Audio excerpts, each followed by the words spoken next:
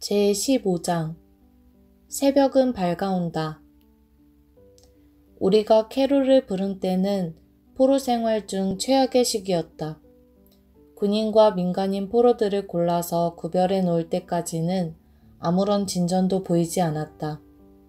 마침내 민간인 37명은 별도로 어느 농가에 수용되었고 감시 책임자도 호랑이 대신 좀 더 인격적인 사람으로 바뀌었다.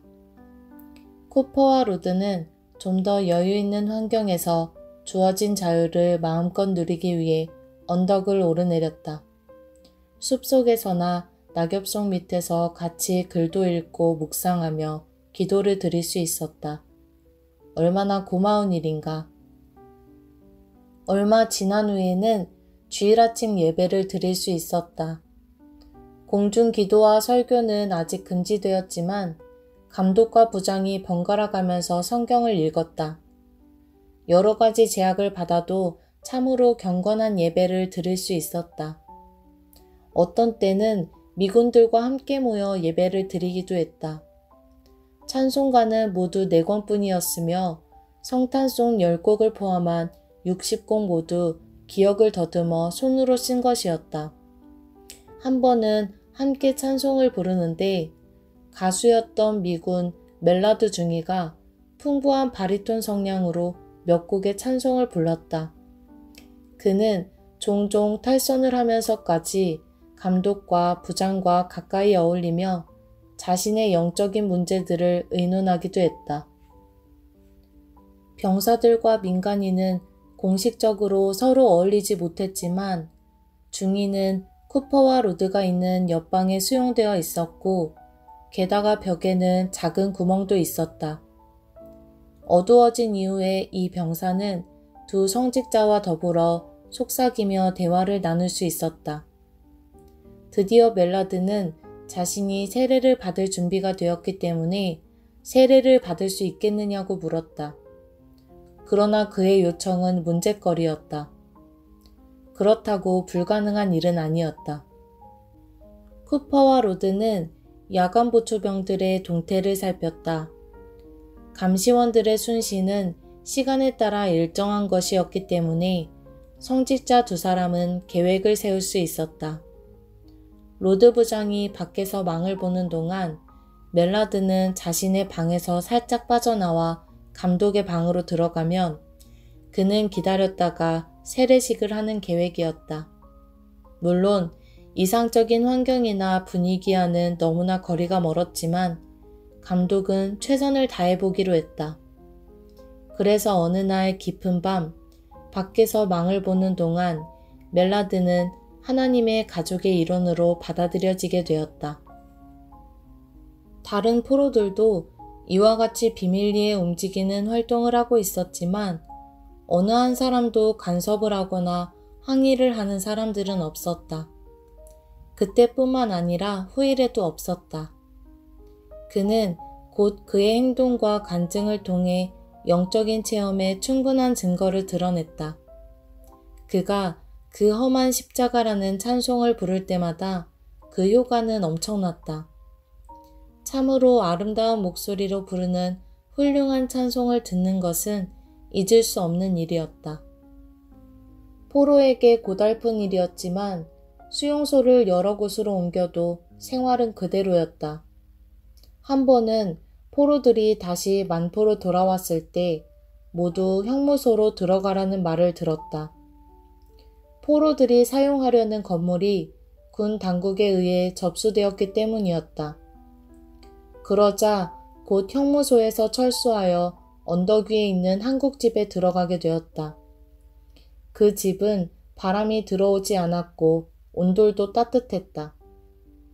행정적인 면에서도 변화가 왔다. 준공 대표는 퍽 인도적이었다. 놀랍게도 식량 보급이 증가되었고 쌀, 밀가루, 계란과 심지어 고기까지 메뉴에 들어있었다. 포로들에게 비누와 수건이 지급되었고 설날에는 과일과 사탕까지 나누어 주었다. 그리고 중국 의사가 치료까지 담당했다.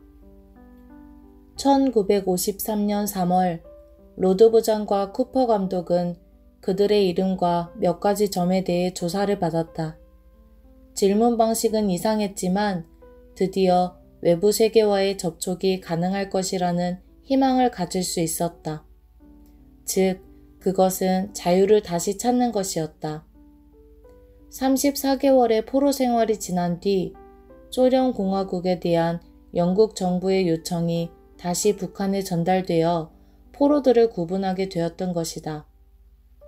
평양에서 허버트 로드 부장, 쿠퍼 감독, 킨난 신부는 홀트 대위, 조지 블랙, 노만 오웬, 필립을 다시 만나게 되었다.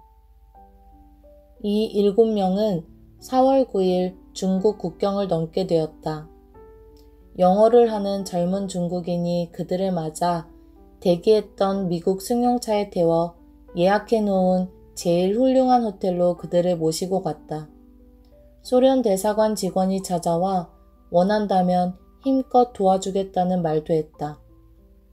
일행이 오랜만에 맛볼 수 있는 사치스러운 일은 뜨거운 목욕탕에 들어가 몸을 푹 담그는 것이었다.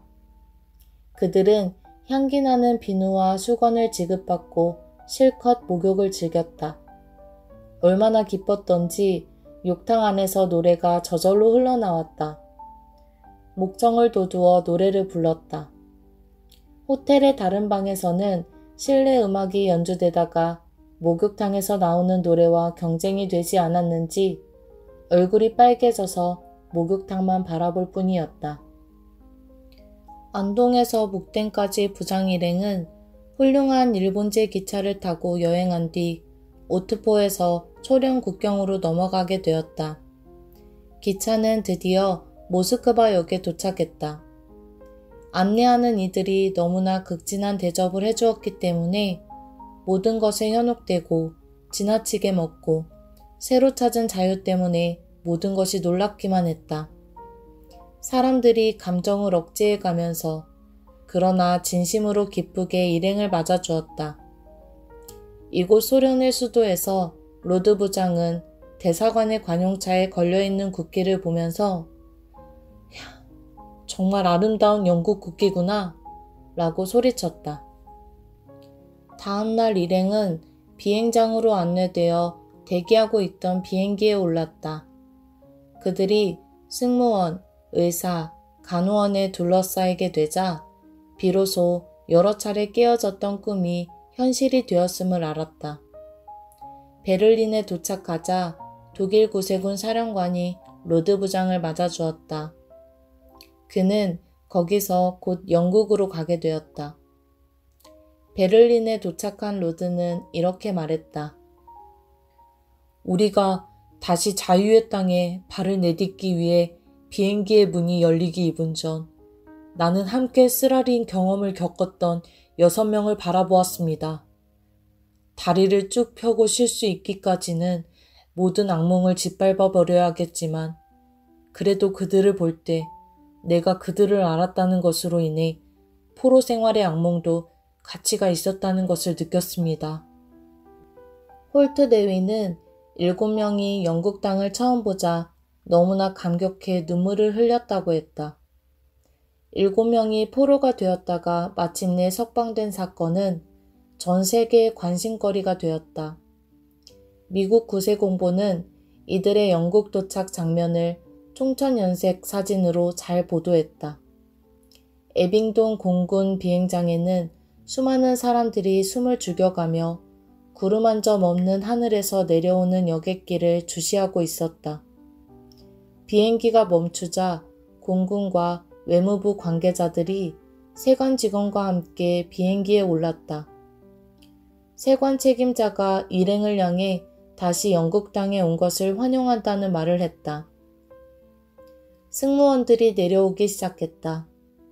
많은 친구들과 친척들이 1000마일을 달려와서 전 세계 신문에 크게 보도된 이 7명의 얼굴 모습을 서로 먼저 보려고 야단들이었다. 신문사의 사진 기자들이 초점을 맞추어 놓고 플래시를 터칠 준비들을 하고 초조히 기다렸다.